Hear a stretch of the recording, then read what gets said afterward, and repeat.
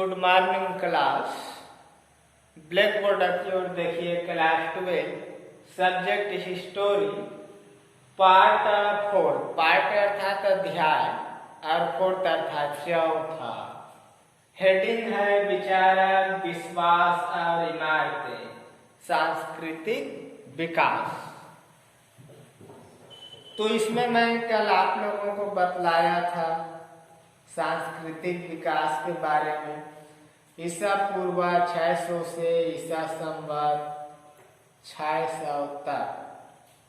तो इतिहास जानने के साधन स्रोत भी बतलाया था मैं। इसमें था वैदिक साहित्य, दूसरा है बौद्ध साहित्य और तीसरा जैन साहित्य। और बतलाया था जैन एवं बौद्ध धर्म के उदय के कारण भी बतलाया था मैं। जैन एवं बौद्ध धर्म का उदय क्यों हुआ, तो 2.1 में बतलाया था कर्म कांड एवं वैदिक धर्म की जटिलता। 2.2 में बतलाया था जाति प्रथा की जटिलताएं और 2.3 में बतलाया था वेदों की कठिन भाषा। 2.4 में नए विचारों का उदय, जिसके कारण जैन एवं बौद्ध धर्म उभर कर सामने आया था। फिर था 2.5 नई कृषि आधारित अर्थव्यवस्था का विस्तार। 2.6 था क्षत्रिय वर्गों की प्रतिक्रिया और 7वां है वैश्य वर्ग का बढ़ता महत्व। और 2.8 था अनुकूल राजनीतिक परिस्थितियां, जिसके कारण क्या हुआ, जैन एवं बौद्ध धर्म उभर कर सामने आया। और आज का हेडिंग है प्यारे जैन धर्म। क्या पढ़ेंगे? जैन धर्म। तो देख लीजिए, साधारणतः जैन धर्म का संस्थापक महावीर स्वामी को माना जाता है। कभी कभी 2 नंबर का या 1 नंबर का पूछ देता है, जैन धर्म के संस्थापक कौन है? तो आप लोगों को आना चाहिए। जैन धर्म का संस्थापक महावीर स्वामी को माना जाता है। ऋग्वेद में 2 जैन मुनियों ऋषभदेव एवं अरिष्टनेमि के नाम मिलते हैं। ऋषभदेव को जैन धर्म का आदि प्रवर्तक माना जाता है। ये जैन धर्म के प्रथम तीर्थंकर थे। महावीर स्वामी 24वें तीर्थंकर थे।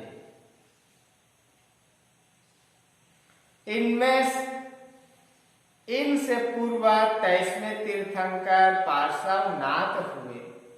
इनका काल महावीर स्वामी से 250 वर्ष पूर्व माना जाता है। पार्श्वनाथ के पिता काशी नरेश अश्वसेन एवं माता वामाथी कुश स्थल की राजकुमारी प्रभावती इनकी पत्नी थी। 30 वर्ष की आयु में इन्होंने राजमोह त्याग कर संन्यास ग्रहण कर लिया। तो कई बार बोर्ड परीक्षा में पूछा गया है प्यारे जैन धर्म के 24वें तीर्थंकर कौन है, और 23वें तीर्थंकर भी पूछा है। तो आप लोगों को आना चाहिए। 24वें तीर्थंकर कौन थे? महावीर स्वामी थे। और 23वें तीर्थंकर कौन थे? पार्श्वनाथ। अब देखते हैं 3.1 महावीर स्वामी। वास्तव में कौन है महावीर स्वामी? इनका जन्म 540 ईसा पूर्व वैशाली बिहार के पास कुंडग्राम वर्तमान मुजफ्फरपुर जिला में हुआ था। कहाँ जन्मे थे? मुजफ्फरपुर जिले में जन्मे थे। इनका वास्तविक नाम वर्धमान था। नात्रिक क्षत्रिय कुल के प्रधान सिद्धार्थ इनके पिता थे। इनकी माता का नाम त्रिशला था। इनकी पत्नी का नाम यशोदा था। इनकी पुत्री का नाम आरोग्या प्रियदर्शना था। पार्श्वनाथ की तरह महावीर स्वामी ने भी 30 वर्ष की आयु में गृह त्याग दिया। गृह त्याग था घर के क्षय चिंता से दूर रहना, पारिवारिक मोह माया का त्याग करना। समस्त इंद्रियों पर विजय प्राप्त करने के कारण वे जैन कहलाए। संभवतः इसलिए उनके अन्वयी जैन कहलाए। अन्वयी अर्थात मानने वाले। 72 वर्ष की आयु में पावा में इन्हें 468 ईसा पूर्व निर्वाण प्राप्त हुआ। अपरिमित पराक्रम दिखाने के कारण उन्हें महावीर स्वामी कहा गया। तो ये था महावीर स्वामी का जीवनी और उसके बारे में जानकारी, बायोडाटा। अब देख लीजिए जैन धर्म के सिद्धांत। किस सिद्धांत को लेकर के जैन धर्म की स्थापना किया गया था या महावीर स्वामी की शिक्षाएं। महाव्रत। महावीर स्वामी ने 5 मुख्य महाव्रतों पर जोर दिया। सत्य या अमृषा, हमेशा सत्य बोलो, कभी झूठ नहीं बोलना। कौन कहे हैं? महावीर स्वामी कहे हैं। दूसरा है अहिंसा। कभी हिंसा मत करो, किसी का दिल मत दुखाओ। हिंसा मतलब मार धार या किसी के प्रति मस्तिष्क में खराब सोचना भी क्या है? हिंसा की प्रवृत्ति है। गुस्सा करना, गलत कार्य करना, चोरी डकैती करना, ये सब हिंसा के अंतर्गत आता है। तो महावीर स्वामी ने अहिंसा पर जोर दिया है। उसने कहा कभी हिंसा मत करो, किसी का दिल मत दुखाओ। और तीसरा है प्यारे अस्तेय, कभी चोरी ना करना, किसी का कुछ सामान देकर ललचाना भी चोरी है। देखते हैं बहुत से लोग, जब हम ही लोग बच्चे थे तो क्या है, खाने पीने की सामग्री होता था, उसको देख करके क्या करते थे प्यारे? लालच उत्पन्न हो जाता था मस्तिष्क में। तो इस प्रकार का विचार भी क्या है? चोरी है। ऐसा नहीं सोचना। अपरिग्रह अर्थात संपत्ति का संग्रह न करना। ब्रह्मचर्य, इंद्रियों को वश में रखो।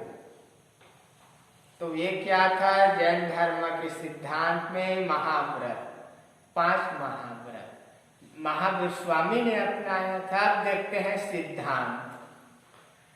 ज्ञान प्राप्ति के बाद महावीर स्वामी ने जो विचार प्रकट किए वे ही जैन धर्म के सिद्धांत बन गए, जो निम्नलिखित है। पहला है ईश्वर में अविश्वास। ईश्वर अर्थात भगवान। महावीर स्वामी ईश्वर को नहीं मानते थे।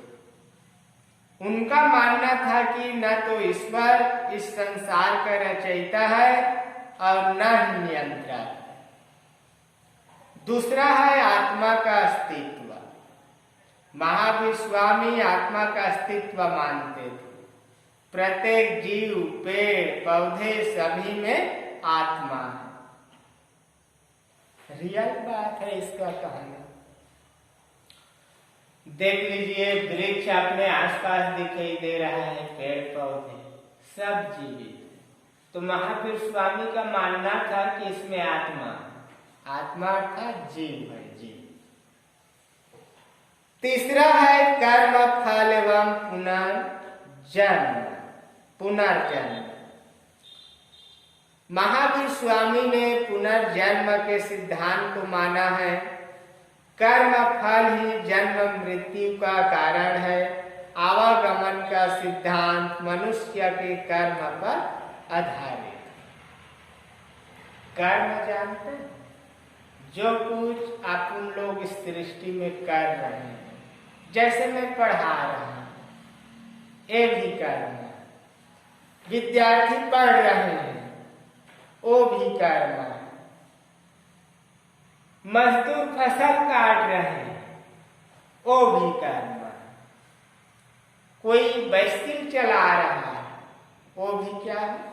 कर्म है। तो महावीर स्वामी का मानना क्या था प्रिय?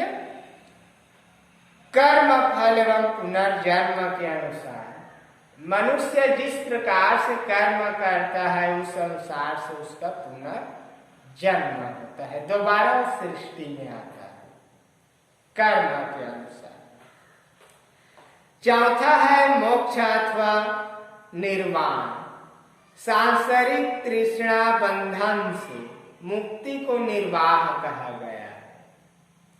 कर्म फल से मुक्ति पाकर ही व्यक्ति मोक्ष अथवा निर्माण की ओर अग्रसर हो सकता है।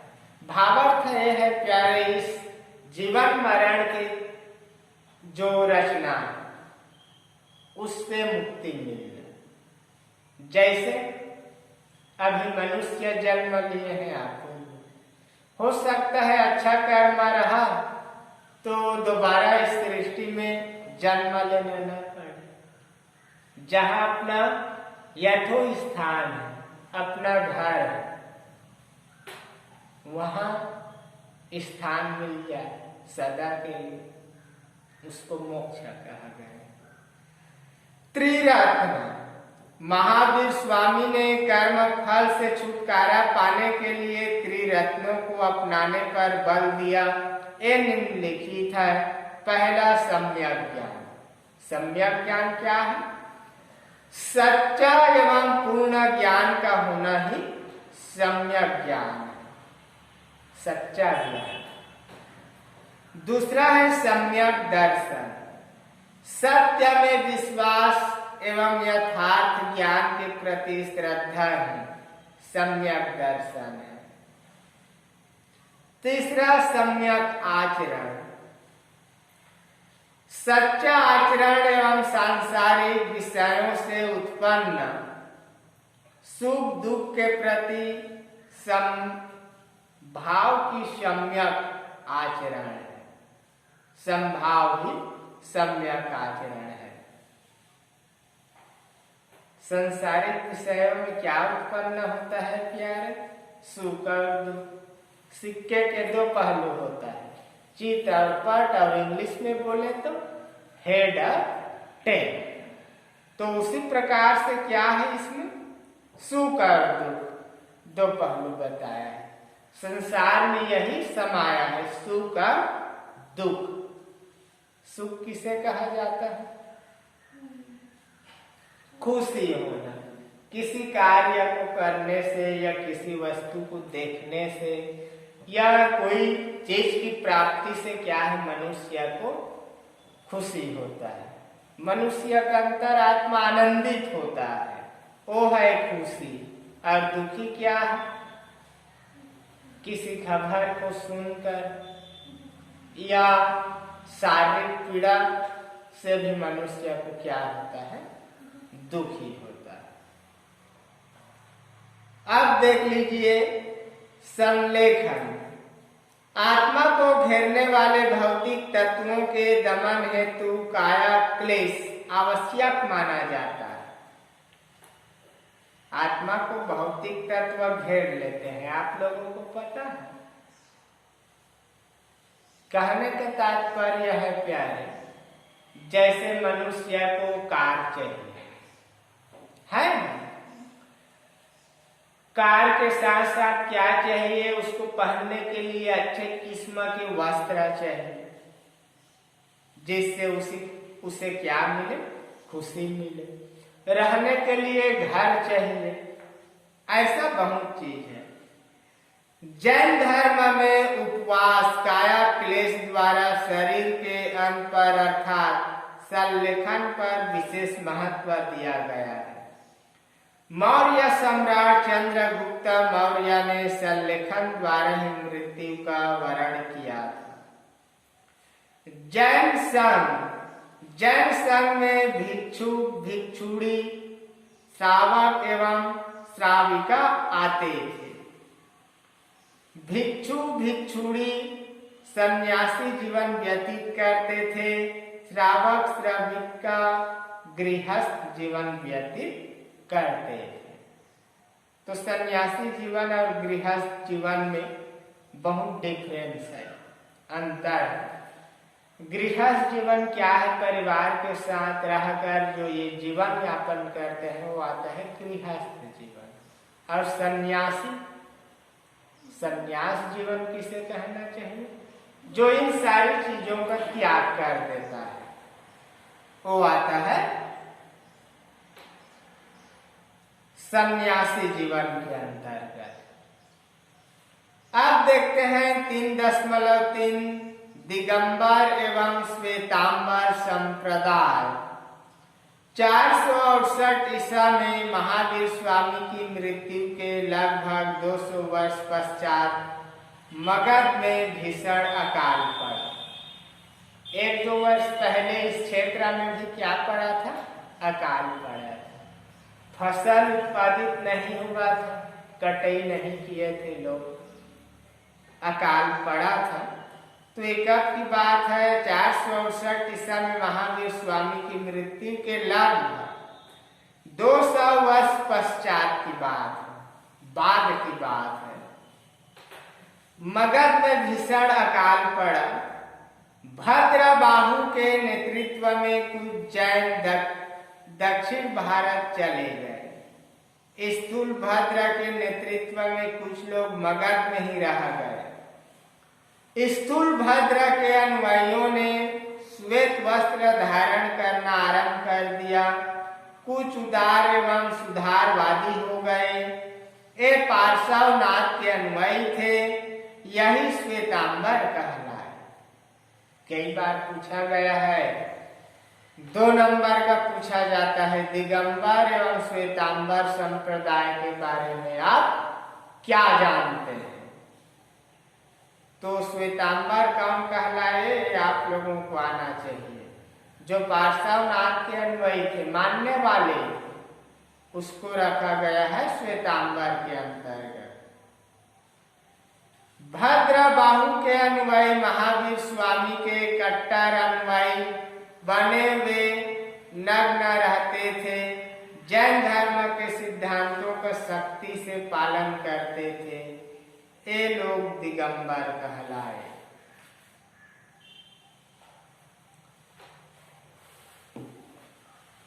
जन संगीति। प्रथम जन संगीति 300 ईसा पूर्व। यह संगीति स्थूलभद्र की अध्यक्षता में पाटलिपुत्र में हुई। भद्रबाहु ने इसका बहिष्कार किया। इस प्रकार जैन धर्म 2 संप्रदायों दिगंबर एवं श्वेतांबरों में बढ़ गया। इस संगीति में जैन धर्म के सिद्धांतों का संग्रह एवं ग्रंथों का संचयन किया गया। जैन धर्म के 12 अंगों को पुनः व्यवस्थित किया गया।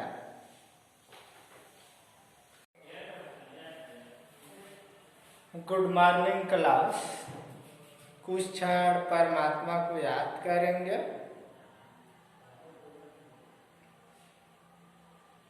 ओम शांति।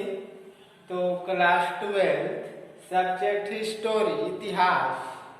हेडिंग विचारक, विश्वास और इमारतें, सांस्कृतिक विकास।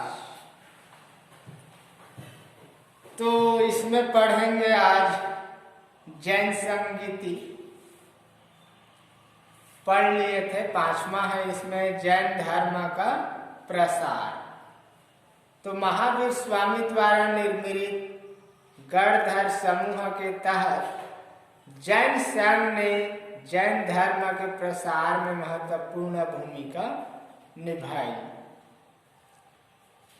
फलतः समस्त भारत में यह धर्म तेजी से फैला।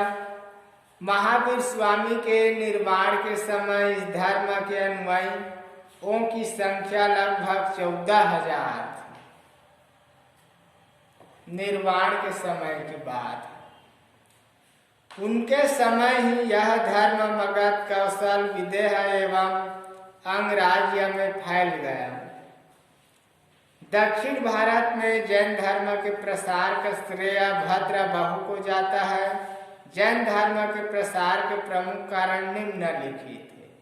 एक किन कारण से जैन धर्म का प्रचार प्रसार हुआ, इसके क्या कारण थे, एक किस प्रकार से आगे बढ़ा, इन सारी बातों के बारे में चर्चा करेंगे इस बुक के माध्यम से।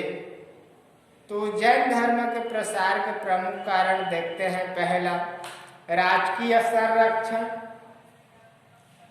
हर्यक वंश के बिंबिसार, अजातशत्रु, उदयन, मौर्य सम्राट चंद्रगुप्त मौर्य, बिंदुसार एवं कलिंग राजा खारवेल जैन धर्म के अनुयायी थे। इस प्रकार राजकीय संरक्षण का होना इस धर्म के प्रसार में सहायक हुआ। आप सब जानते हैं राजा लोगों ने क्या किया, इस धर्म को मान्यता दिया, इनका रक्षा किया संरक्षण में। ये लोग भी अपनाए जैन धर्म को, जिसको देख करके लोग जैन धर्म की ओर अग्रसर हुए प्यारे। तो ये राजकीय संरक्षण के कारण ही क्या हुआ, जैन धर्म का प्रसार आगे बढ़ा। दूसरा, बोलचाल की भाषा का प्रयोग।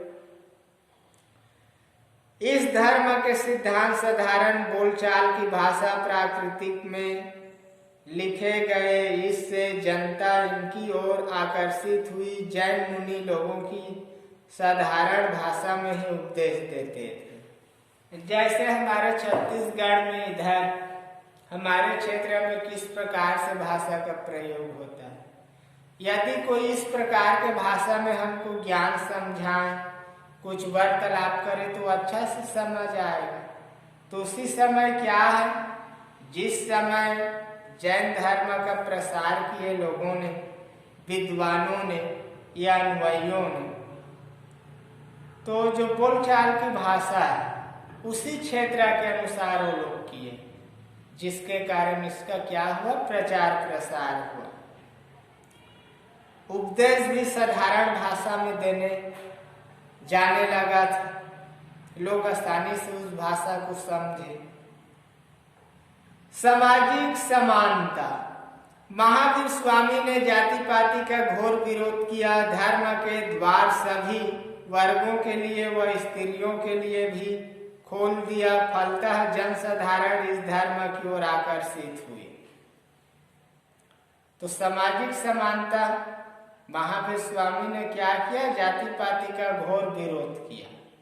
न कोई ऊंचा नहीं, न कोई नीचा नहीं, सब एक समान है। इस प्रकार से उन्होंने जन समाज पर अपनी ज्ञान का फैलाव किया। जैन धर्म की देन है, देख लीजिए। जैन धर्म के ने भारत के सामाजिक, धार्मिक, सांस्कृतिक एवं राजनीतिक क्षेत्रों को अनेक रूपों में प्रभावित किया। आज भी यह धर्म देश का एक महत्वपूर्ण धर्म बना हुआ है। जैन धर्म के प्रभावों को निम्नलिखित बिंदुओं में समझा जा सकता है। पहला, सामाजिक देन। जैन धर्म ने समाज को क्या दिया, ये सुनेंगे। सामाजिक क्षेत्र में जैन धर्म की सर्वाधिक महत्वपूर्ण देन जाति पाति के बंधनों एवं ऊंच नीच की भावनाओं को शिथिल बनाना था, कमजोर बनाना था। परिणाम स्वरूप समाज में भ्रातृत्व का विकास हुआ तथा निम्न वर्ग के लोगों को सम्मानित जीवन जीने का अवसर मिला।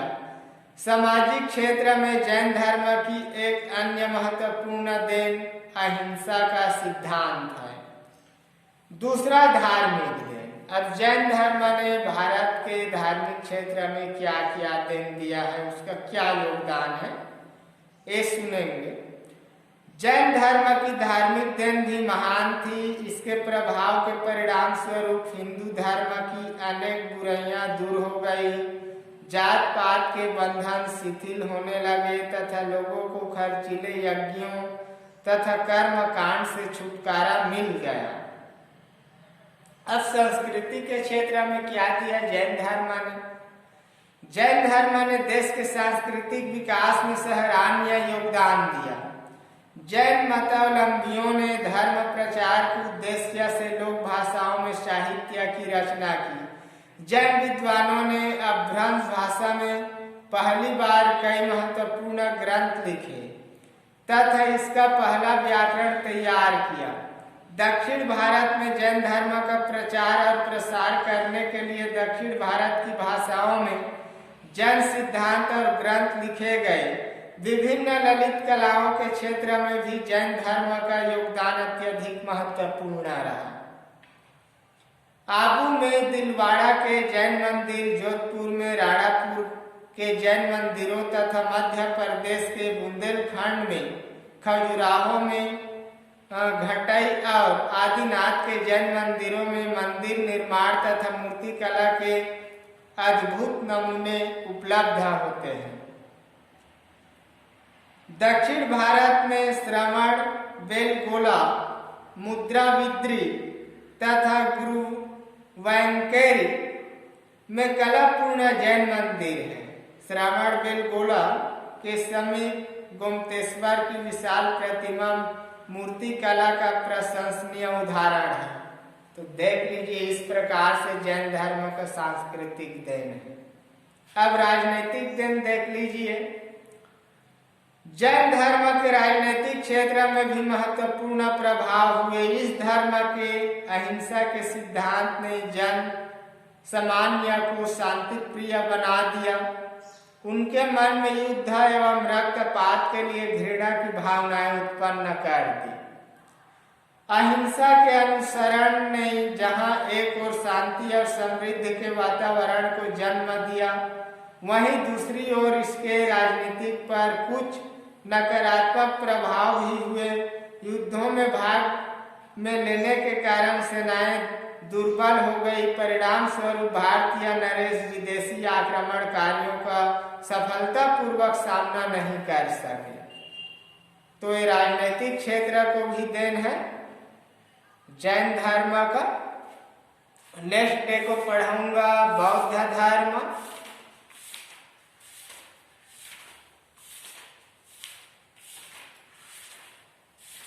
तो प्रश्न लिखेंगे विद्यार्थी, सही विकल्प चुनकर लिखें। पूरा, रिक्त स्थान भी पूरा। एक शब्द या वाक्य में उत्तर दीजिए। तो बहुत ही इम्पोर्टेंट प्रश्न है, सांची का स्तूप कहाँ स्थित है? नेक्स्ट, सांची के स्तूप को किसने संरक्षण प्रदान किया? ऋग्वेद में क्या लिखा गया है? विनय पिटक में किसका संग्रह है? ये पूरा करना है, एक भी प्रश्न नहीं छोड़ना है। अति लघु उत्तरी में कीजिए। उपनिषद क्या थे, इनमें हमें क्या पता चलता है?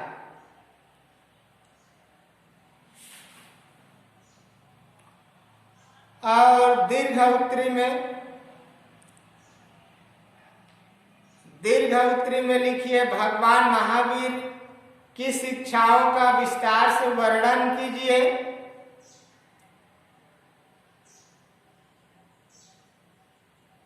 और प्राचीन काल में बनाए गए मंदिरों की क्या विशेषता थी?